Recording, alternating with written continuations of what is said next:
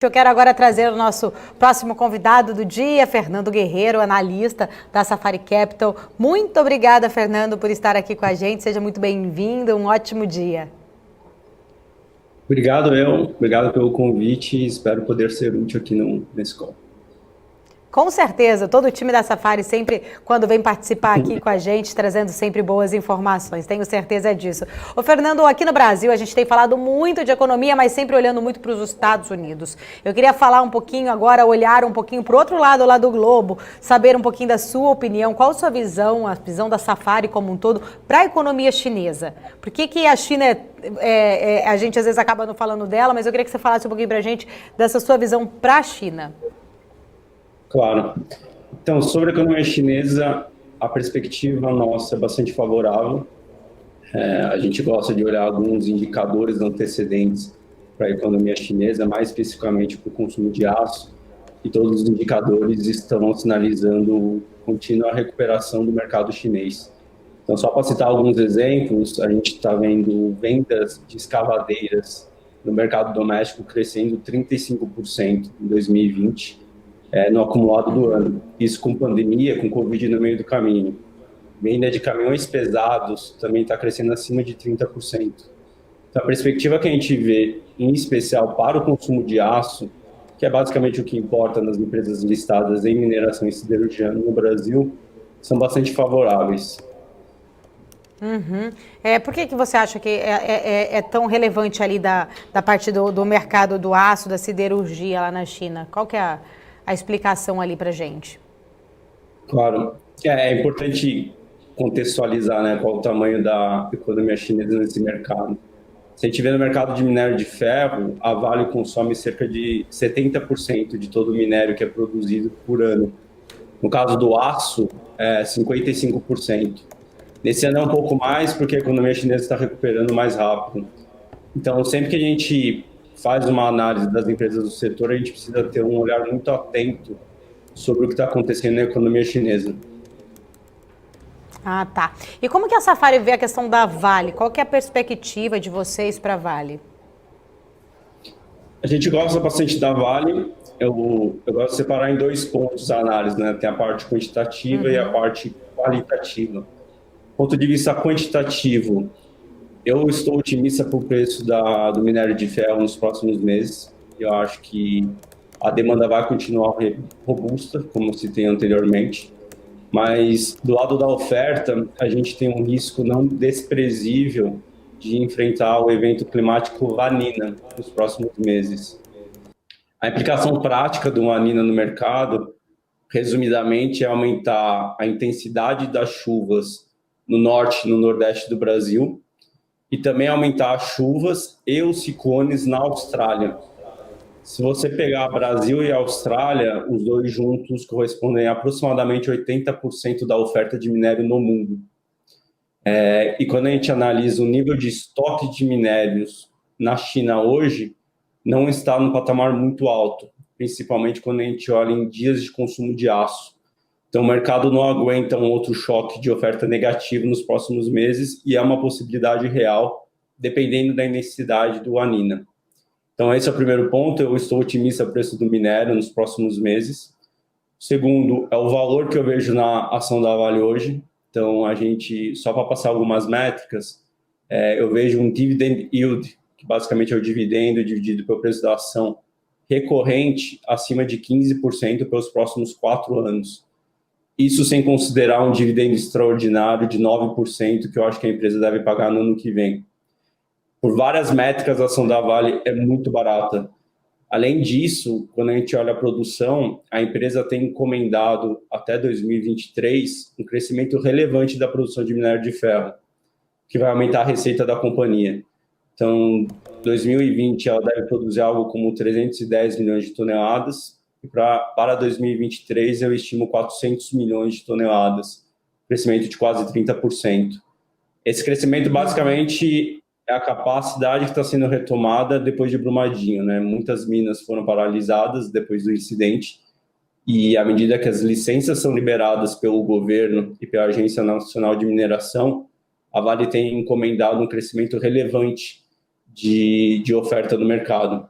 Então, esses são os 3 principais pontos quantitativos, só que acho que é muito importante também a gente ver do lado qualitativo. Então, hoje mesmo, dia 9 de novembro, a Vale acabou o acordo de acionistas na Vale. Então, a Vale, de fato, virou uma True Corporation, uma empresa sem controlador definido, uma empresa com controle difuso no mercado.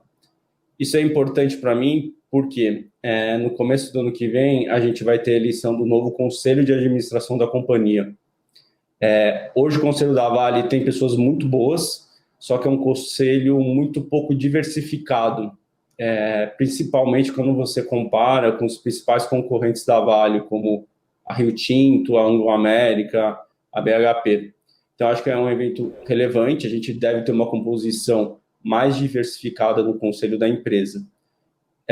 O outro ponto que eu acho importante, mais para médio e longo prazo, a empresa já manifestou diversas vezes a vontade de desinvestir de alguns ativos que não estão apresentando performance boa. Então, por exemplo, VNC, que é o ativo de níquel da Nova Caledônia, e carvão, que é um ativo que a Vale tem em Moçambique. São 2 ativos bastante problemáticos para a companhia, gera EBITDA negativo. E apesar de ser pequeno, quando a gente olha no balanço da Vale, são ativos que geram muita distração, tanto no conselho quanto na diretoria da companhia.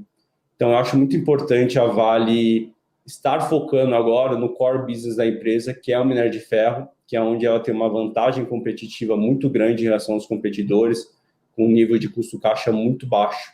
Então, esse direcional de geração de valor em minério de ferro, sem querer diversificar, eu acho importante.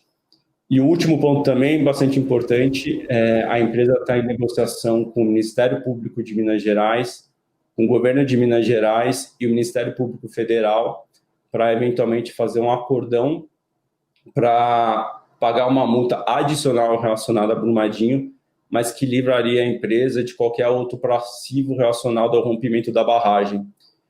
O mercado está bastante incerto assim, de quanto que pode ser o valor dessa provisão adicional, mas fato é que esse é um peso na ação da Vale. À medida que ela negociar isso com o Ministério Público e conseguir acertar alguma coisa juridicamente forte, você tira um overhang relevante para o papel. Então, esses são os 6 principais pontos pelos quais a gente gosta da Vale. Fernando, eu ainda tenho uma lista aqui de perguntas, queria falar de siderurgia com você, vou deixar o Marco fazer umas perguntas antes, mas antes quero elogiar aqui, agradecer todo mundo que está aqui acompanhando a BMC News, muita gente elogiando aqui, olha só a participação, Fábio Teixeira falando que somos o melhor site informativo do YouTube, muita gente, Fábio pedindo like, é isso aí pessoal, vai dando like aqui pra gente, ajuda a gente aqui a aumentar os nossos likes, muita gente elogiando, Vinícius Esteves falando aqui, o time da Safari, muito bom, uma grande aula aqui. O Marco também está aqui, ó, já falando, já quer falar de Vale aqui, né, Marco? Eu estou vendo que o Marco também está comentando. O Eduardo Glitz, baita conteúdo. Obrigada pela audiência, Glitz, aqui acompanhando a BMC News. O Lucas Pato falando que aula sensacional. E a gente vai seguindo, então, aqui com o Fernando Guerreiro. Vou deixar o Marco falar, já que o Marco estava falando ali da Vale, aqui, complementando a aula aqui do Fernando. Fala então, Marco. Oi, Fernando, bom dia. Deixa eu só aproveitar também o momento da Vale aqui, porque aproveitar essa aula aí, o pessoal, a gente fala assim, pô, o pessoal gasta aí, às vezes centenas, milhares de reais em MBAs, cursos aí por fora, mas é só aproveitar essa aula aqui do Fernando, você já poderia estar ganhando alguns milhões de reais, né? Ou milhares. BMC, né? Mas a Vale, aproveitando só para a gente terminar o assunto de Vale, primeiro, eu acho que a Safari não tem um fundo especificamente de dividendos, né? Mas como você falou assim, pô, a gente pode ter não só o ano de 2021, mas talvez 2, 3, 4 anos de dividendo muito forte, né? Imagine assim que, de repente, a Safari tem um fundo de dividendos, né? Um FIA focado em dividendos. Você acha que os fundos de dividendos hoje, eles estão subalocados ou você recomendaria, por exemplo, comprar a Vale como uma alternativa de dividendo? Essa seria a primeira pergunta. Depois eu volto aqui e faço a segunda pergunta. Mas você acha que assim, os fundos de dividendos hoje provavelmente não tem Vale, até por conta dos acidentes, das tragédias, mas você acha que pode ser uma compra adicional, ou seja, ter uma força compradora desse tipo de perfil de investidor, que não é um perfil muito de commodity, mas a Vale está virando também uma empresa que a gente chama de dividend player, né? Você acha que isso pode acontecer também, muitos fundos de dividendos começarem a comprar a ação da Vale por conta desse momento que a companhia está vivendo? Com certeza, eu acho que no meu ambiente, no meu universo de cobertura, é uma das empresas que mais paga dividendo nos próximos anos. E mais importante, é um dividendo bastante recorrente. Mesmo se você estressar a sua premissa do minério de ferro, mesmo assim a Vale gera muito caixa nos próximos anos. Então, sim, eu acho que para os fundos focados em dividendos é um case interessante. Eu acho que tem esse ponto das barragens de ESG que ainda está pesando na Vale. Então, acho que a ação está muito barata, tem motivo para tal. Mas eu acho que vai ter um re-rate gradual da companhia. E aí eu acho que esse evento da nova composição do conselho, eventualmente um acordão final com o Ministério Público, eu acho que pode melhorar muito a percepção dos investidores, tanto de dividendos como quem não olha tanto dividendo tão próximo. Acho que a percepção da Vale pode melhorar muito. E até se você compara a Vale, o dividendo que ela está pagando em relação aos peers, aos comparáveis lá fora, ela paga muito mais dividendo, é quase o dobro em relação a BHP, a Rio Tinto e a Anglo American. Mas eu acho que esse ponto do ESG, da barragem de Brumadinho, é o que está segurando hoje a performance do papel, principalmente. E só para terminar, a última pergunta sobre Vale. A gente está vendo aí, de certa forma, o mercado mais animado com a eleição democrata, né, lá nos Estados Unidos, né, confirmando a eleição de Joe Biden. Até tem um distanciamento, de certa forma, uma menor preocupação com guerra comercial, podendo até tendo até um benefício, ou seja, diminuir um pouco o trade war, voltar a crescer a China com mais consistência, os Estados Unidos. Você acha que a Vale pode ser um grande vencedor nesse cenário que a gente está vivendo? Porque a gente tem aqui, o Brasil tem grande potencial, mas tem incerteza. Os Estados Unidos a gente tem ações, mas tem algumas que falam que estão um pouco caras. Você acha que a Vale pode ser uma das melhores alternativas para realmente aproveitar esse momento de crescimento global, talvez até um pouco mais forte vindo a vacina nesse momento, já que o micro, a princípio, assim, acompanhando a sua leitura, parece que está sendo feito, está sendo bem feito, né? Ou seja, a companhia está com um operacional muito bom, mas para aproveitar esse top-down, esse cenário global, de certa forma, um pouco mais aquecido, a Vale pode ser uma das melhores opções para os próximos, não só para os próximos meses, mas talvez para os próximos anos? Sim, eu concordo, eu acho que é uma das melhores opções, mas um ponto que é relevante no case da Vale, quando a gente pega o consumo de minério na China, cerca de 60% do consumo de aço, cerca de 60% é direcionado para o setor de infraestrutura e construção civil, que são setores, digamos, mais isolados de um trade war, tá? Então, você tem esse certo benefício da diversificação, então a Vale vende muito minério para a China, mas esse minério é consumido muito internamente. Então, não se beneficia tanto de um arrefecimento do trade war diretamente. Mas eu acho que para o sentimento, como a Vale vende o principal insumo para a produção de aço, que é muito vinculado à atividade global, com certeza. Eu acho que o arrefecimento do trade war vai ter uma leitura positiva na Vale e no setor como um todo.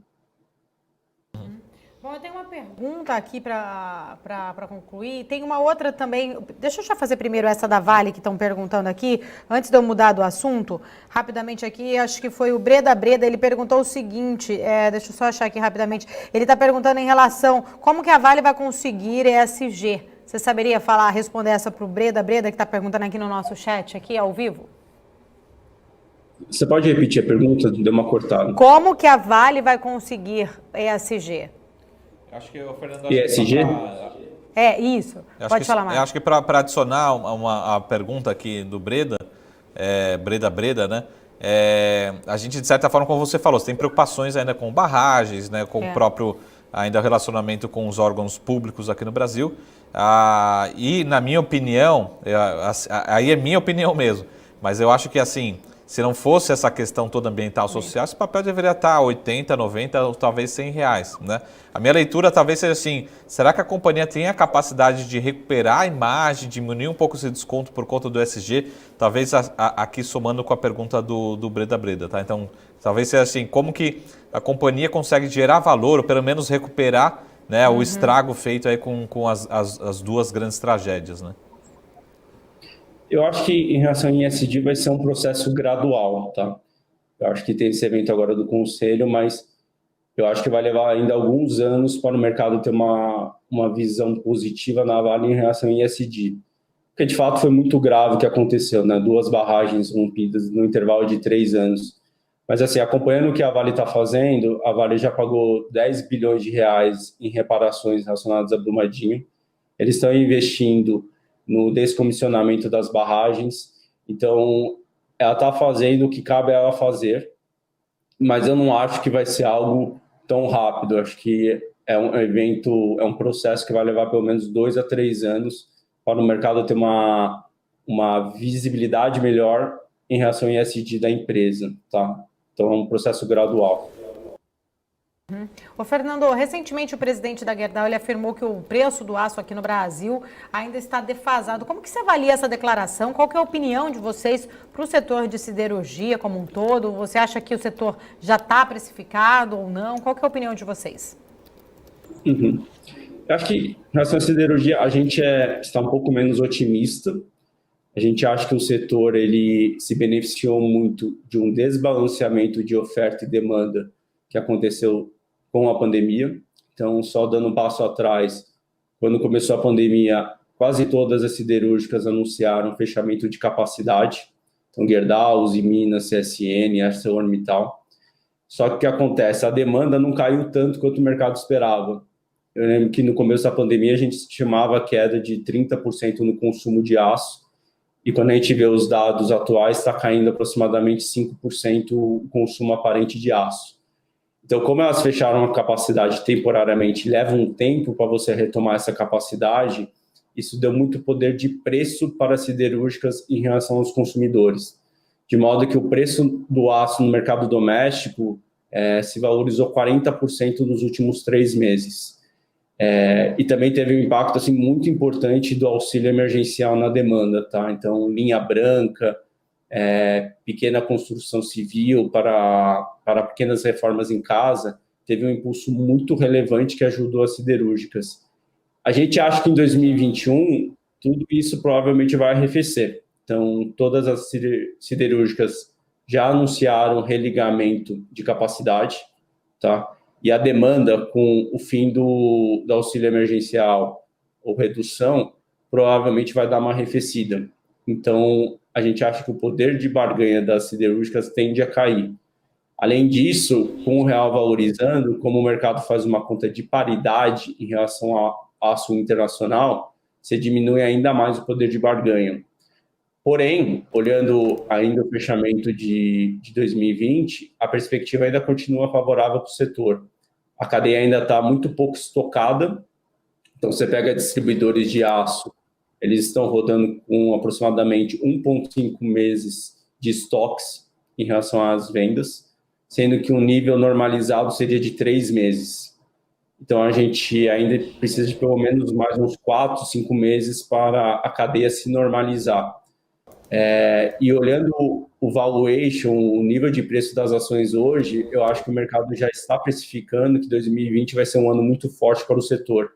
Eu sou um pouco cético quanto a essa premissa, principalmente porque como o mercado de pequeno varejo para as reformas em casa, que foi o mercado que mais está crescendo 30% aproximadamente, esse é um mercado que tem uma rentabilidade muito alta para siderúrgicas. As siderúrgicas ganham muito mais dinheiro vendendo para o pequeno varejo do que elas ganham vendendo por uma grande construtora. Então, o mix também tende a piorar no ano que vem, tá? Então, eu acho que é uma combinação de momento, que eu acho que vai arrefecer ao longo dos próximos meses, e o valuation, o preço das ações hoje, que não está precificando isso, tá? Então, eu não gosto de ter exposição ao setor no momento. Fernando, antes da gente continuar, ainda tenho mais uma pergunta aqui para você, mas como o mercado, a Débora falou agora há pouco que estava abrindo ali nos Estados Unidos, vamos dar uma olhada agora como que está nesse momento com ela, são 11 horas e 38 minutos. Fala, Débora, atualiza pra gente como que abriu lá nos Estados Unidos hoje? Abriu já seguindo aquele otimismo que via lá logo cedo de manhã. Paula, olha, Dow Jones está subindo agora 5,48%. Hoje não tem nada de zero por lá, tá? 5,48%. A S&P 500 sobe 3,81%. Nasdaq está subindo agora 0,66%. Na Europa também continua subindo bastante. DAX sobe 6,68%. FTSE 5,44%. E CAC está subindo agora 7,84%. E por aqui o Ibovespa está seguindo esse otimismo lá fora. Está subindo agora 3,09% aos 104.047 pontos. Entre as maiores altas continuam as companhias aéreas. A Gol está subindo 16,58%, a Azul sobe 13,54%, Embraer continua subindo 12,21%, CVC, que também é desse setor aí do turismo, também está subindo bastante hoje, 11,42%, com essa notícia aí da vacina. Nas baixas, a gente tem Suzano, que continua liderando as baixas aí, caindo 3,35%, a gente tem B2W caindo 2,98% e TOTS está caindo agora nesse momento 2,86%. Paula. Obrigada, Débora. Ô, Fernando, só para a gente ir concluindo aqui a nossa conversa, segundo o relatório da XP sobre a temporada de balanços do terceiro trimestre, eles avaliavam que a recuperação gradual do setor automotivo é o principal ponto a ser monitorado no segmento siderúrgico. Para você, esse é o principal ponto ou existem outros pontos mais importantes?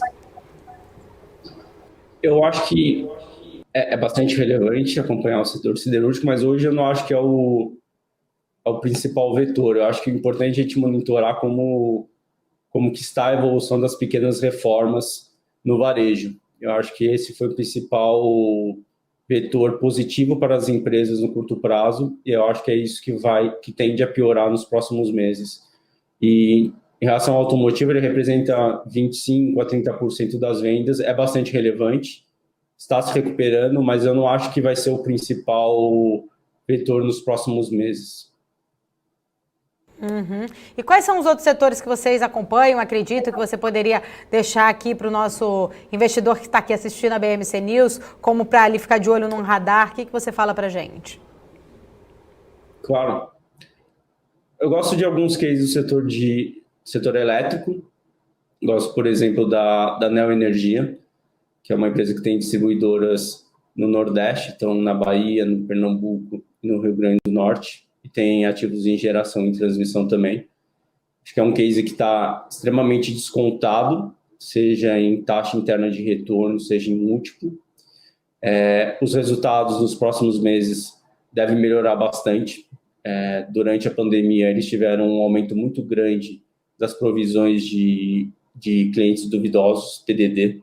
Isso tudo tende a voltar nos próximos trimestres. E até falando um pouco do controlador da companhia, da Iberdrola, é uma empresa assim, muito conceituada, muito respeitada na Europa, um histórico muito bom de geração de valor. E eu acho que o mercado não está precificando isso na companhia no momento. Então, acho que é uma oportunidade importante que a gente tem disponível hoje no mercado. O Fernando, só para terminar, a gente estava falando com outro gestor aqui antes, e acho que eles têm também, assim como a Safari, os famosos, uma estratégia que chama-se long bias, né? Então a gente explicou um pouco aqui da estratégia, e eu queria entender, talvez, como é que a casa hoje está pensando em termos de tendência, talvez para as bolsas mundiais, para a bolsa aqui no Ibovespa, no sentido dessa estratégia. Ou seja, vocês estão mais comprados, vocês continuam otimistas, né? Hoje o Ibovespa chegou a bater 105 mil pontos, né? A Débora estava falando. Como é que vocês estão vendo para curto prazo, mas principalmente para 2021? Continuam otimistas? Estão esperando um final de ano positivo? Tem um pouco mais uma visão mais estratégica da casa para alocação em renda variável? Claro. A gente está otimista, sim. A gente acha que o resultado da eleição dos Estados Unidos, não só para a presidência, mas a prévia que a gente está vendo no Senado, são importantes para o mercado de renda variável. Acho que o Biden na presidência, ele aumenta muito a previsibilidade da relação comercial dos Estados Unidos com a China. Ele tende a ser um pouco menos conflituoso do que o Trump seria no segundo mandato. E além disso, o Senado, que ainda a gente não tem o resultado final, mas tendo a maioria dos republicanos, provavelmente a gente vai continuar tendo um ambiente benigno para os negócios. Então, dificilmente a gente deve ter aumento da alíquota de imposto de renda sobre as empresas, sobre as corporações dos Estados Unidos, sobre as pessoas físicas. Tá? Então, nossa visão continua positiva em mercados globais. Olhando para o Brasil, acho que depende muito do que o governo vai sinalizar em relação ao teto de gastos. Tá? Se você olha até a curva longa de juros no Brasil, é uma das mais inclinadas. Sinalizar um compromisso forte com o teto de gastos, a gente acha que o upside da Bolsa é relevante aqui. Então, o Bovespa hoje está a 104 mil pontos. O nosso fundo é absoluto, né? A gente não olha contra o Bovespa, mas poderia chegar a 120 mil pontos se o governo sinalizar um compromisso com o teto de gastos. Mas estamos otimistas, sim, para esse final do ano. Ah, legal. Bom, tem mais alguma pergunta, Marco? Posso liberar o Fernando aqui? Vai que a gente atrasa o almoço dele. Eu tenho várias perguntas, mas assim, o time da Safari, tanto o Fernando, mas toda a equipe aí da Safari sempre muito disponível, sempre à disposição, e a gente com certeza vai marcar outros encontros aqui, né? Então já deixar o convite para todo mundo, né? E agradecendo a todo mundo, mas eu vou pegar uma pessoa aqui para agradecer, que é a Nathalie, que é a nossa ponto de referência de relações com investidores, né? Então, tanto via aqui BMC, mas também lá o time está sempre à disposição, disponível aí para solucionar, esclarecer todas as dúvidas. Então, obrigado, Fernando, e agradeço o nome para todo mundo aí, principalmente para a Nathalie, porque ela sempre faz o relacionamento com a gente, com todo mundo que quer ter uma relação mais próxima aí com o time da Safari. Eu que agradeço. Qualquer dúvida, estamos à disposição. Tá ótimo, muito obrigada. E volte sempre, portas sempre abertas aqui para você e para todo o time. Muito obrigada.